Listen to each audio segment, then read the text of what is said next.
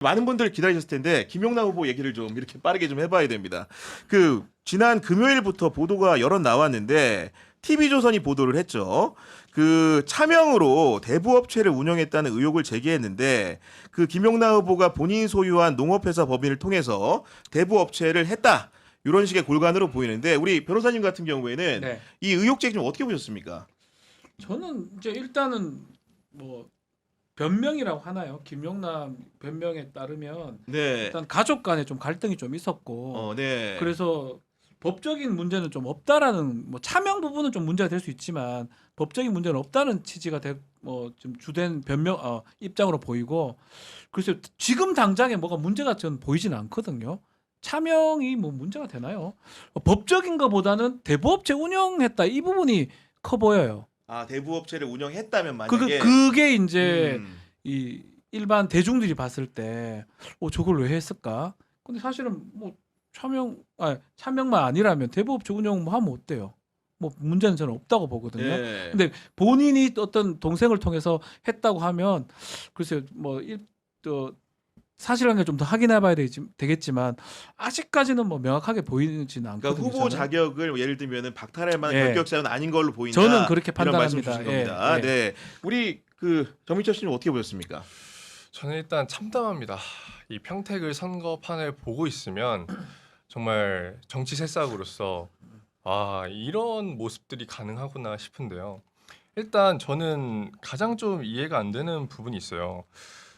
그러니까 저는 이 민주진보 진영이 조중동이 펼치는 이런 민주진영을 상대로 한 악마화에 대해서 함께 싸우고 있다고 믿고 있었거든요. 아하. 근데 글쎄요, 저는 지금 조선일보가 김용남 후보를 상대로 시도하는 이런 행위들이 이재명 대통령에게 하고 있던 행위들을 똑같이 지금 김용남 후보에게 하기 시작했다라고 보고 있는데, 그런 측면에서 평택을 해서 선거를 이겨야 되니까 뭐 조선일보에 보도든 TV조선에 보도든 이거에 대해서 완벽하게 이걸 사실이라고 가정하고 김용남 후보에 대해서 사채업자라는 표현까지 써가면서 네거티브 공세를 하는 것 자체가, 그러면 조중동이나 이런 언론 개혁을 상대로 해서 우리가 갖고 있었던 이런 전선은 뭐가 되는 것인가. 이렇게 되면 그냥 조선중앙동아의 모든 보도들을 다 받아들이고 민주진영 이런 인사들 공격하는 것들을 똑같이 그러면서 다 사실로 받아들이고 그러면 우리들끼리 싸워야 되는 것인지, 여기에서 일단 첫 번째로 의문이 들었고요. 두 번째로는 어쨌든 김용남 후보가 이 사안에 대해서는 정확하게 소명을 해야 되고 또 뭐 향후 뭐 법적 이런 수사라든지 이런 것들이 진행될 것 같긴 한데요. 네. 그런 측면에서 앞으로 밝혀질 거지만 선거를 얼마 남겨두지 않고 정말 2018년 녹취록과 2021년의 녹취록을 꺼내온 TV조선의 의도는 명확해 보입니다. 근데 그 명확한 의도를 가지고 조국혁신당의 지지자들이 김용남 후보를 공격한다는 데 쓰고 있다는 것 자체가 굉장히 안타까운 부분이었고요. 더 나아가서는 김용남 후보가 만약에 대부업을 차명으로 소유하고자 했다면 지분을 과연 보유했을까요? 저는 여기에 대해서 첫 번째 의문이 들어요. 아니 정말 이걸 차명으로 해서 범죄를 저지르고 싶었다면 애초에 농업회사의 법인도 지분을 안 가져가는 게 맞는 거 아닌가요? 그러니까 지배하는 구조이기 때문에 네. 그 대부업체를 네. 농업법인이 네. 왜냐하면 이렇게 되면 지금 일반인들도 조사하면 어느 정도 나오거든요. 근데 그런 측면에서 이렇게 허술하게 두고 또 김용남 후보가 정치를 안 하겠다고 했던 사람들도 아니고 그 기간 동안도 계속 정치인이 되고자 시도했던 사람인데 뭐 선거에도 나가고 예, 네. 선거에 계속 나가고 뭐 개혁신당에도 갔다가 뭐 이렇게 해서 정치를 하려고 했었고, 개혁신당 가서 코스피 5천 정책하려고 하다가 이준석한테 뒤통수 맞고 상처받고 있다가 지금 이재명 대통령을 만나서 이재명 대통령과 정말 이 금융 정책 제대로 세워보겠다고 하고 온 거지 않습니까? 근데 그런 측면에서 과연 이분이 정말 그렇게 법적으로 문제되는 일을 했을까? 이런 모든 그 가능성을 보고 이 사안을 봐야 되는데 네. 지금 선거가 얼마 남지 않았고 지지율 격차가 생기지 않다 보니까 이거에 대해서 오케이 네거티브 거리 나왔다. 이거 가지고 무조건 공세하고 후보직 사퇴하도록 압박하자. 이거는 저는 이렇게 되면 그냥 민주진보 진영이라는 이 진영의 단어를 빼버리고 그냥 상대 후보로서 여당 후보와 야당 후보가 싸우고 있다고 해도 이거는 정말 네. 맞는 구도인 것 같거든요. 그러니까 지금 그대로 말씀하셨는데 법 위반도 아니에요. 그냥 사채업을 했냐 이거를 계속 보는 거거든요. 그러니까 제가 앞만 들여다봐도 뭐 대부업 내가 대부업하면 뭐 못 져라고. 내가 하고 싶어서. 근데 이제 본인이 설명을 하고 있잖아요. 네. 어떤 상황 때문에 어쩔 수 없이 했다고 하고 지금 말한 것처럼 지분도 정상적으로 법적 절차에 따라서 등록하고 가지고 있었다. 네. 그 하면 그 자체로 법 위반이 될 수 있을지 또 한편으로는 일주일 상간 이게 뭐 해명되거나 더 나올 수 있을지도 저는 의문이거든요. 추가적인 얘기들이 더 나와도 네. 의문이고 그거 해명할 수 있는 부분도 아닌 것 같아요. 그래 따지면 결국은 그렇거든요. 이제껏 계속 반복해왔던 조국 혁신당의 조국 후보가 이 자기 못 이기니까 이제 별걸 다 데리고 와가지고 하고 있고, 근데 좀 한편으로는 그냥 사채업자 요 단어만 빼면 사실은 크게 영향력이 있을까 또 의문스러워요. 그 계속 했던 거 반복이에요. 김용 나쁜 사람이다, 보수 어디서 왔다, 뭐 무슨 발언 실수했다. 그 급기야는 더 안 되니까 이 얘기까지 이제 조선일보가 TV조선 받아가지고 TV조선 한 거거든요. 네. 저는 뭐 크게 효과가 없다고 보지만 마찬가지입니다. 김용남 후보는 그대로 다 얘기를 하셔야 돼요. 하시고 자기 길을 가야죠. 유권자들의 판단도 제대로 받아봐야 되는 받아봐야 거고요. 되고 네. 지금은 어느 정도는 하셨는데 아직까지 좀 미흡한 부분이 있다면 그걸 하시고 뭐 그렇다고 사퇴할 필요도 없는 거고요.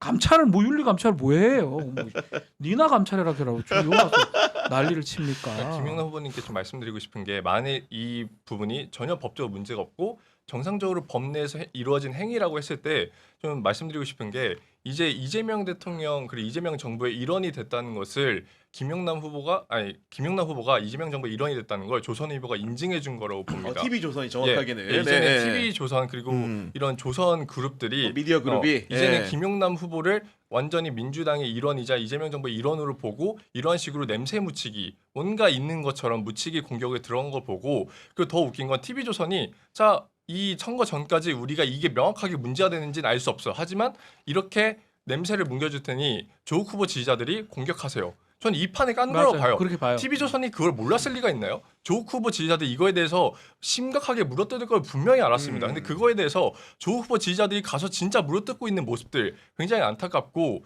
그리고 뭐 다른 민주당 의원들 후보들한테 가서 김용남 후보 의혹에 대해서 어떻게 생각하세요?라고 이렇게 질문한 행위조차도 어떻게 보면 TV조선의 의도에 굉장히 부합하는 행위라고 봅니다. 네. 그런 가운데 이제 김용남 후보 캠프에서 입장문을 오늘 길게 내놓았는데 일단 그 서두의 그 요지는 좀 이렇습니다. 이번 사안은 후보 가족의 오랜 아픔과도 연결된 조심스러운 문제였다. 그 가족 중에 20여 년간 전신마비 상태로 투병하시다 세상을 떠나신 어머니의 간병 문제로 형제 간에도 갈등이 있었다. 그 후보자 동생 녹취와 관련해서는 이런 가족사 속에서 발생한 사안이라는 점을 말씀드린다. 아마도 이제 2018년 녹취를 TV조선에서 공개를 했는데 당시 동생분 같은 경우에는 자기는 이제 하기 싫은데 그 형의 부름을 통해 가지고 차명으로 이제 대부업체를 운영하게 된 것처럼 말하는 녹취가 있는데 이 부분이라는 것이 가족 간의 갈등 갈등이 속에서 있었으니까. 나온 얘기라는 설명을 좀 부연 설명을 한 거고 이 해당 동생 같은 경우에는 국민일보 등의 인터뷰를 통해 가지고 지금 그 문제에 대해서 원래 본인이 소유했다가 2020년에 형한테 넘긴 게 맞다라는 네, 취지의 그렇게 얘기를 주장을 했습니다. 하고 있는 상황이었던 거고 그러니까 이제 연장선상으로 그 부분에 대해서 이제 지분 인수 부분에 대해서 김용남 후보 같은 경우에는 원래 후보 동생이 운영하던 회사의 자회사였다. 그러니까 영농법인과 대부업체 모두 동생이 하던 거였는데 여러 가지 부득이하게 2020년 경에 내가 지분을 인수할 수밖에 없었다라고 말하는 거고 다만 그 해당 업체 여기는 아마도 해당 업체라고 하면 대부업체를 특정해서 말하는 것으로 보이는데 단 한 채 아래의 배당이나 급여나 수익도 받은 사실이 없다라고 못을 박았는데 이런 게 이제 그런 거죠. 예. 예. 굉장히 중요한 팩트인 거죠. 맞아요. 네. 만약에 이걸 통해서 음. 저는 뭐 수익을 받았다고도 법적 문제가 될지 의문인데 만약에 이익으로 취했다면 사채업자 거기에 걸릴 수 있다는 거죠. 그런 구호에. 그렇죠. 그런 덫에. 근데 덫에 걸릴 수가 있는데 본인이 이제 해명한 거니까 뭐 맞다는 가정하에서 보면 실제로 그게 자연스럽거든요. 어쩔 수 없이 맡았고 그냥 형식만 내가 내 이름이 돼 있는 거지 어떠한 수익이나 어떤 배당을 받지 않았다. 네. 그럼 사채업하지 않은 걸로 귀결되는 거 아니겠습니까? 그래서 그 해명 자체가 틀리지 않아 보이거든요. 그래서 저는 이게 왜 법적으로 문제가 될까 사실 계속 의문스러워요, 사실은. 그리고 이제 배당이나 소득의 문제를 이렇게 정확하게 영원이라고 주장을 한다는 것은 객관적으로 반증하기가 너무나 쉬운 구조이기 때문에 그렇죠. 예를 들면 조사를 한다거나 하게 되면 바로 나오지 금방 않겠습니까? 나와요. 10원이라도 네. 받았으면 받았다고 나오죠. 그러니까요. 네. 그 회사 자금 추적 거래 같은 그쵸. 그거만 네. 보면 바로 나오는데요. 본인 자체가 이제 검사 출신이고 기본적으로 국회의원도 공인으로서 오래 했기 때문에 이 부분에 대해서 거짓말할 가능성은 저는 개인적으로 낮다고 보는데 우리 그 정민철 씨는 어떻게 평가합니까? 그러니까 저는 그 부분이 되게 핵심적인 거로 봐요. 어차피 이게 만약에 허위 사실이라면 선거법상 걸리잖아요. 당연합니다. 그러니까 네. 그런 행위를 김영남 후보가 할 거라고 보지 않기 때문에 그런 측면에서 보면 지금 그 TV조선의 이런 네거티브 의혹이 굉장히 어떻게 보면 그냥 냄새 묻히기 공격이라고 보는 이유가 거기에 있습니다. 왜냐하면 어쨌든 김용남은 민주당의 후보이고 이 민주당의 후보가 이거에 대해서 적극 소명을 할 때 그 소명에 대해서 믿어줘야 되고 그 소명이 정말 논리적으로 맞다면 가야 되거든요. 근데 이 사안에 대해서 뭐 후보직 사퇴해라 이런 것들은 저는 타당의 공세라고 봅니다. 타당의 공세다. 네, 그래서 이 타당의 공세가 공세인 것은 우리가 인지를 하고 이 부분에서 바라봐야 된다. 근데 평택을 선거가 지금 제가 보기엔 6월 3일까지 가장 뜨거운 선거가 될 것 같아요. 그 사이에 지금 부산이라든지 정말 전국판에서 민주당이 정말 안 좋아지고 있습니다. 네. 저는 이런 부분에 대해서 더 큰 문제의식을 갖고 있긴 합니다. 그리고 이제 그 면허 갱신 문제 네. 이게 비교적 최근에 갱신이 됐기 때문에 나중에 폐업 절차를 취한 것은 굉장히 요식적인 행위 아니었냐라는 의혹이 있었는데 거기에 대해서는 김용남 후보 측이 이렇게 주장을 했습니다. 등록 면허를 기한 내에 갱신하지 않을 경우에 직권 말소 처리가 된다. 이 경우에 훨씬 더 복잡한 법적 행정적 문제가 발생할 수 있기 때문에 적법하게 자진 폐업을 하거나 청산을 하기 위해서라도 면허를 갱신하는 건 어쩔 수 없는 일이었다. 이거는 이 부분을 아는 사람들은 다 이해할 거다 이렇게 납득이 말합니다. 되잖아요. 직권 네. 말소가 되면 더 문제거든요. 왜 그러니까, 아무것도 네. 안 하고 네가 왜 이 회사를 말소를 시키냐? 라면 더 행정적 절차가 소요되기 때문에 막 그런 의미의 얘기고 이거는 납득이 더 되지 않습니까? 제가 얘기는 이상하게 그렇게 저도 이해가 돼요. 이해가 솔직히. 돼요, 예. 사실은.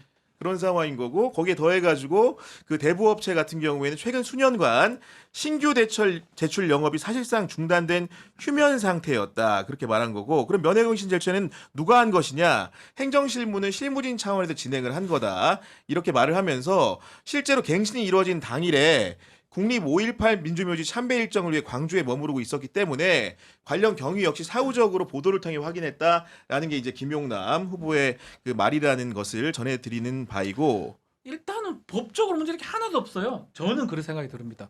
설사 대부업체를 운영했다고 한들 뭐가 문제가 되나요? 문제 되나요?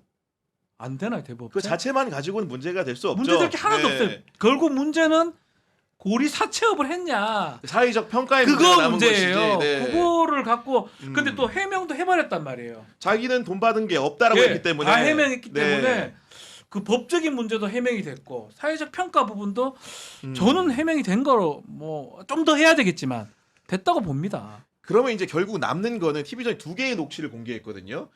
2018년에 후보자의 동생 녹취를 공개했는데 그 부분은 이제 김용남 후보의 그렇죠. 변소를 통해서 뭔가 좀 이렇게 확인이 이해가 되고요. 되는 부분인 거고 예. 그러면 본인이 21년에 녹취했을 때 그때 왜 누구랑 대화였는지 그리고 예를 들어 배당 수익이 그렇게 될 수 있다라는 말을 한 네. 건지가 핵심인데 이 부분 같은 경우에는 어제 유튜브 라이브 방송을 통해서 이렇게 말을 했습니다.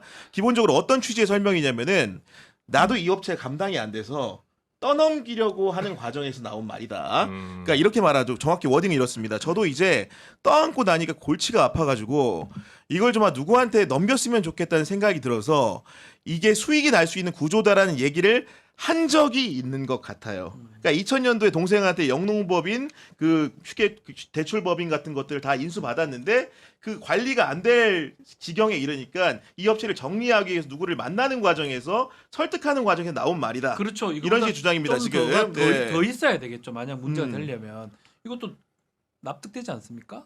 그 액면 충분히 그대로 가능하잖아요. 믿는다면 그 예. 이해가 되는 부분이라고 볼 수 있을 것 같은데 여하간 다만 계속 말씀드리지만은 그렇다고 해서 김용남 후보가 무조건적으로 옳고 깨끗하다는 주장을 저희가 지금 하려는 게 아니고 이러저러한 그 해명 과정들을 추적하는 과정인 거고 만약에 본인 주장과 다른 이야기가 나온다고 한다면은 객관적인 사실을 통해서 그분 후보 본인이 책임을 또 져야 되는 겁니다 지금. 그리고 뭐 책임질 수밖에 없고요. 네. 이미 뱉었어요. 이미 다 뱉었기 뱉었- 때문에 음. 그건 모든 것은 이제 앞으로 후보 개인의 책임으로 갈 수밖에 없기 때문에 그 발언을 믿어주는 것밖에 이 민주당의 당원이자 당직에 있는 사람으로서는 할 수밖에 없다라고 생각하는 것 같습니다.